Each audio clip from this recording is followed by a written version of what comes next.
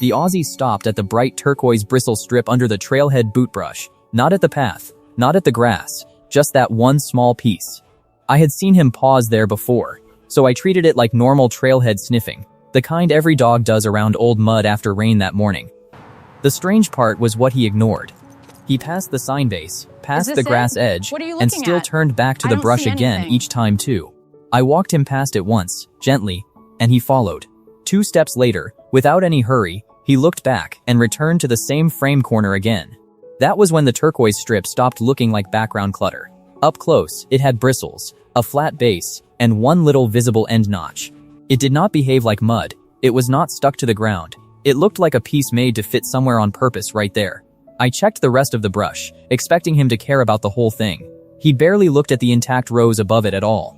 So it was not the mud, not the trail, not the sign, and not the grass. He kept coming back to that turquoise strip under the rail again. My easy answer was still scent. Trailheads hold every kind of smell, and a damp wooden brush frame can explain a lot at first to me. Only that answer started wearing thin, because the strip matched the brush color better than it matched anything on the ground beside that brush base. When I slid it out, the whole piece came free. Same bristles. Same base. That small end notch suddenly mattered much more than before to me. So I stopped trying to move him along and looked up at the brush itself. One turquoise row was bare, sitting between full rows above him in daylight. The mud idea broke right there. The loose strip lined up beside the empty row, and the notched end matched the open slot cleanly in place without any force. The details were too specific to ignore.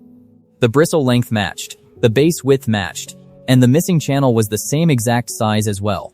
I even turned it the wrong way once. It missed the slot. Rotated back, it lined up cleanly beside the row again without forcing it. For a second, it still looked too small to matter. Just a little public fixture piece in my palm, beside a much bigger trailhead brush at the station. But when the strip was gone from the lower frame, that old stopping place looked ordinary again.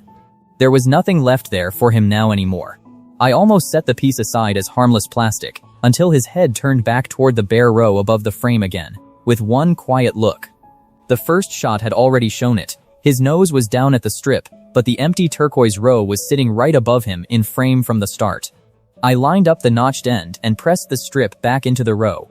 The brush looked complete, and the lower frame was clear below too.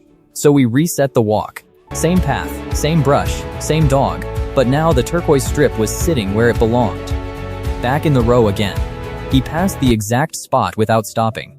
The trail mud had never been the answer. It was the misplaced turquoise bristle strip under the boot brush, where it had been misplaced.